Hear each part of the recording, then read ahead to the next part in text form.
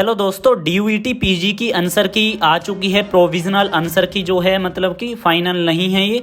तो देखिएगा जो चैलेंज करने का जो टाइम है वो भी 11 नवंबर शाम के 5 बजे तक का है। आप अपने आंसर चैलेंज कर सकते हो जिसमें आपका जो भी डाउट है उसे। ठीक है जी, तो चलिए हम देखते हैं कि आपको आंसर की अपनी कैसे डाउनलोड करनी है, आपको चैलेंज करने का ऑप्शन कहाँ मिलेगा। ठीक है जी, तो वो सारा चीज़ हम इसमें डिस्कशन करने वाले हैं। कैसे आपको आंसर अपने मैच करने हैं, ये सबसे बड़ा इशू आ रहा है। तो चलिए देखते हैं। तो देखिएगा आपको क्या करना है, इसके अंदर जो आपको ये PDF मिलेगी, NTA की वेबसाइट पे जाना है। NTA की वेबसाइट पे जैसे आप जाओगे तो नोटिफिकेशन में आपको ये नोटिफिकेशन मिल जाएगा। इस नोटिफिकेशन के अंदर जो ये लिंक दे रखा है ना, आपका ये वाला जो लिंक है, आपको इसी लिंक पे क्लिक कर देना है। वरना ये वाला लिंक डायरेक्ट आपको इस वीडियो के डिस्क्रिप्शन में भी मैं प्रोवाइड करवा दूंगा, तो वहाँ से आपको आसानी रहेगी, तो आप कहीं से भी आ सकते हो। ठीक है, तो आप जैसे इस वेबसाइट पे आओगे तो आपको ये अपनी लॉगिन डिटेल डालनी है। इसमें आपको अपना जो DU का आपका रजिस्ट्रेशन नंबर है, इस तरह से ही 22 जो भी आपका हिस्ट्री है तो HISPOL हमारा, ठीक है। और अपना जो डेट ऑफ बर्थ है वो उल्टी डालनी है, इसमें पहले सन डालनी है, फिर महीना, फिर डेट। ठीक है जी, और इस तरह से आप लॉगिन कर लीजिए। तो देखिएगा आप यहाँ पर आ जाओगे, ये आपके सामने इंटरफेस खुलेगा। यहाँ पर आपका रोल नंबर और सब्जेक्ट आ रहा है लिखा हुआ। यहाँ से आप अपना रिस्पॉन्स शीट डाउनलोड कर सकते हो। तो आपको दिख रहा होगा ऑप्शन ये डाउनलोड रिस्पॉन्स शीट। ठीक है, हम इस दौरान देखिएगा कंप्यूटर में इस वेबसाइट को ओपन करे हुए हैं। तो डाउनलोड रिस्पॉन्स शीट पे जैसे ही आप क्लिक करोगे तो देखिएगा यहाँ पर ना आपके सामने ये पॉपअप ऑन हो रहा है। तो इसको ना हमें इनेबल करना होगा कि ये डाउनलोड का एक्सेस मांग रही है वेबसाइट, वैसे इन्हें ये नहीं कर के देना चाहिए। हम इसे अलाउ कर देते हैं, डन कर देते हैं। अब देखिएगा ये हो जाएगा। ठीक है, तो अगर आपके पास भी कंप्यूटर है तो हो सकता है इसे कर लेना, पॉपअप अपना ऑन कर लेना इस वेबसाइट का। तो देखिएगा ये है आपकी रिस्पॉन्स शीट। ठीक है, इसे आप प्रिंट कर लीजिए, जरूरी है प्रिंट करना। ठीक है, एक बार होना चाहिए आपके पास सबूत, तो इसे प्रिंट कर लीजिए। और देखिएगा इस रिस्पॉन्स शीट में आपको देखने के लिए मिलेंगे जो क्वेश्चन आपने अटेम्प्ट करे थे वो सारे आंसर गिवन में आएगा, नोट, और उसमें आएगा जो आपने अटेम्प्ट नहीं करे नोट अटेम्प्ट। ठीक है, तो इस तरह से आप अपनी सभी वो क्वेश्चन के एक बार देख लीजिए। अब बात करते हैं कि आपको मिलान कैसे करना है। ये सबसे बड़ा इसमें मेरे हिसाब से इशू है, जो सब सवाल कर रहे हैं कि हम मिलान कैसे करें अपना फाइनल। तो देखिए मिलान करने के लिए ये तरीका, अगर आपके घर में 2 फ़ोन हैं, ध्यान से सुने इस बात को, जो गर्ल्स हैं ज़्यादा वो इस सवाल को कर रही थी। देखिएगा अगर आपके घर में 2 फ़ोन हैं तो एक में तो आप अपनी रिस्पॉन्स शीट रख लीजिए, और एक में जो है मैं NTA ने जो आप अपनी फाइनल आंसर की दी है अभी फिलहाल के लिए, उसे डाउनलोड कर लीजिए। ठीक है, तो दोनों को आपको मैच करना बहुत मतलब आसान हो जाएगा। वरना आप ऐसे कर सकते हो, जिनके घर में एक फ़ोन है तो आप अपनी पहले रिस्पॉन्स शीट, ये जो आपको मैंने दिखा रखी है, इस रिस्पॉन्स शीट में जितने भी क्वेश्चन आपने अटेम्प्ट करे हैं उनकी सभी की क्वेश्चन ID, ठीक है, क्वेश्चन ID एक पेपर पे इस तरह से लिख लीजिए। क्वेश्चन ID के सामने जो आपने उसका ऑप्शन लगाया है, ऑप्शन 2 टिक है आपका, 2 लगाया था आपने, 1 लगाया था, जो भी, तो वो आप सामने सामने लिख लीजिए। ठीक है, जितने भी आपने अटेम्प्ट करे इस तरह से पेज पे लिख लीजिए। अब जो है आप अपनी अब डाउनलोड करिए अपनी NTA के द्वारा जो वो दी गई है आंसर की। ठीक है, NTA ने जो अपनी ओर से अभी फिलहाल के लिए जो आंसर की दे रखी है, फिलहाल इसलिए कह रहा हूँ कि देखिएगा स्टूडेंट चैलेंज करेंगे इसमें, और 4, 5 या 10 जितने भी क्वेश्चन हो सकते हैं वो ड्रॉप करे जाएंगे। ड्रॉप तो एक आधा होता है, मतलब वो ऑप्शन में भी गड़बड़ रहती है बहुत ज़्यादा। तो इसलिए मैं कह रहा हूँ कि वो फाइनल बाद में आएगी। ये इसमें एक आधा क्वेश्चन गलत होगा, लेकिन तब भी जो है आपको मैच तो इससे ही करना होगा ना अभी फिलहाल के लिए। तो डाउनलोड आप इसमें ऑप्शन पे सेकंड वाले पे डाउनलोड आंसर की पे जैसे ही क्लिक करोगे तो ये आपकी आ चुकी है कि इसकी सब्जेक्ट की जो NTA ने सही ऑप्शन अभी के लिए लगाए हैं वो ये हैं। ठीक है, सभी के सभी।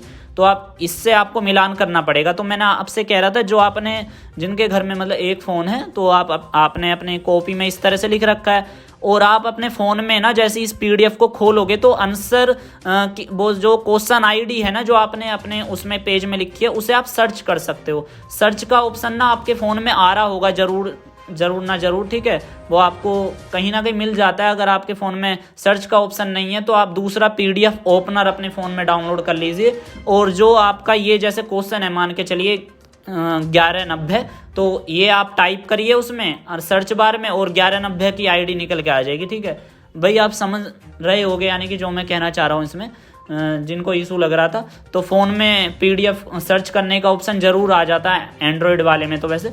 ठीक है, तो आप उसमें सर्च कर लोगे आसानी से, तो कोई दिक्कत नहीं होगी। वरना आप मैनुअली भी एक एक करके भी चेक कर सकते हो, वो बहुत ज़्यादा कठिन होगा फिर। ठीक है, तो ये मैंने आपको बता दिया है सारा। अब बात करते हैं चैलेंज करने के रिगार्डिंग आपको क्या क्या करना है।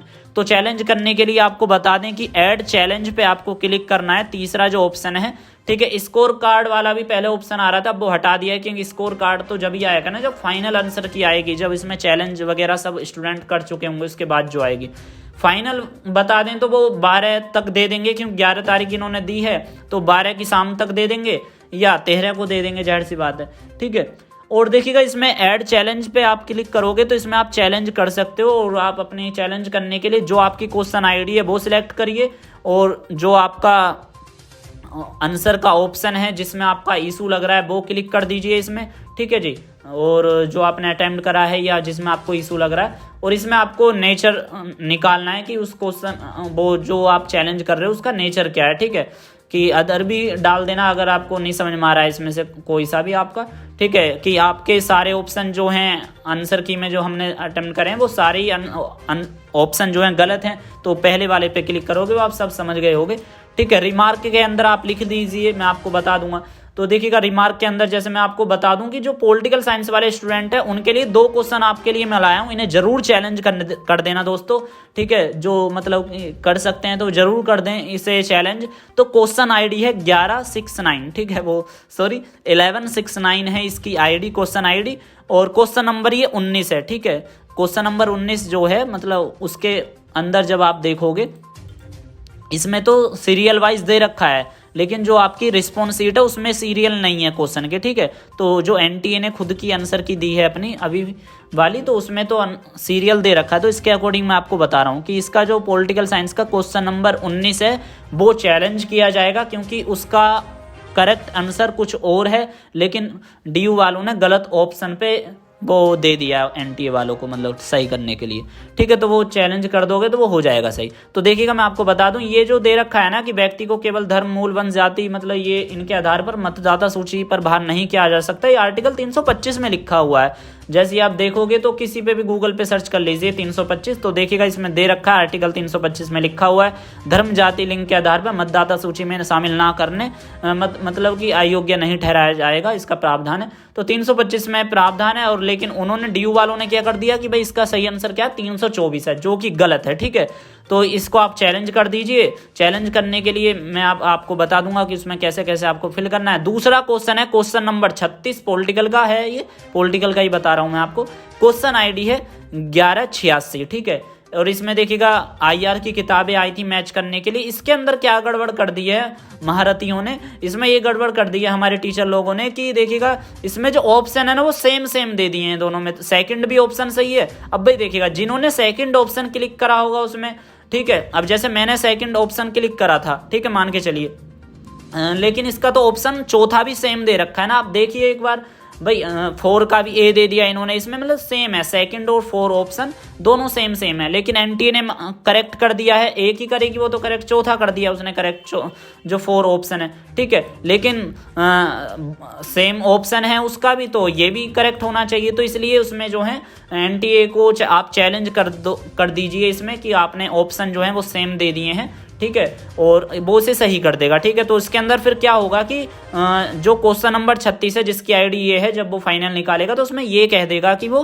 कि जो दूसरा और चौथा ऑप्शन जिन्होंने दोनों पे टिक लगाया है, मतलब दोनों में से किसी एक पे लगाया, उनके सही माने जाएंगे। ठीक है, तो वो इस तरह से रहेगा। तो ये 2 क्वेश्चन पॉलिटिकल वालों के लिए मैंने निकाले हैं, जरूर चैलेंज कर देना आप।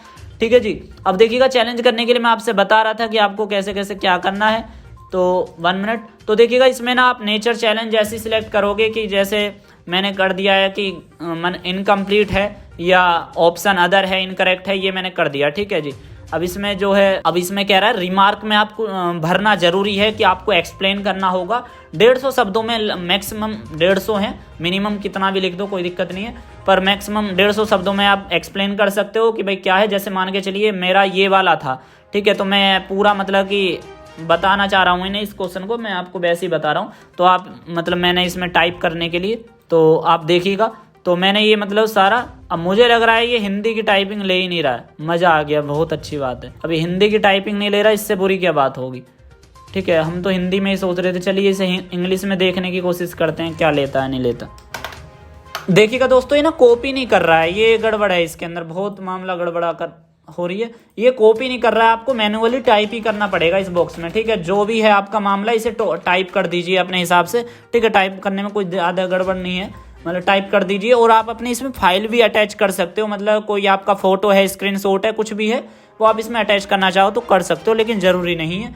और इसमें आप क्लिक टू पे ऑनलाइन फीस पे जैसे ही आप क्लिक करोगे तो आपका जो है वो फीस पेमेंट के लिए आपको लेके चले जाएगा मर्चेंट की वेबसाइट पे, उसमें जाके आप अपनी फ़ीस पेमेंट कर दीजिए, ठीक है जी। तो यही था दोस्तों, आई होप कि आपको ये पूरा प्रोसीजर अच्छे से समझ में आ गया होगा। अगर देखिए दोस्तों कुछ भी टेक्निकल इशू आ रहा है, किसी का भी कुछ भी ऐसा इशू है, तो आप हमें मेल कर दीजिए aglquery@gmail.com, ठीक है। इस पर आप हमें मेल कर दीजिए, हम कोशिश करेंगे आपका जवाब देने का। अगर किसी का टेक्निकल इशू आ रहा है, किसी को नहीं समझ में आ रहा है कुछ भी, ठीक है, तो उनके लिए।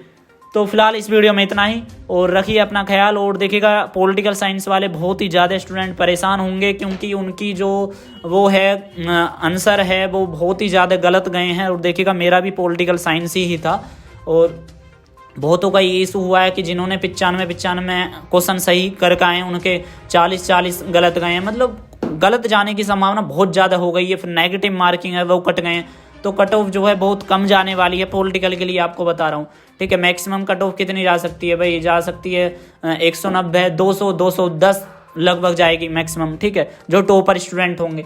तो लेकिन ये है कि बहुत ज़्यादा हार्ड था हमारा पॉलिटिकल साइंस वाला पेपर, तो पॉलिटिकल के रिगार्डिंग मैंने कुछ आपको पॉइंट बता दिए।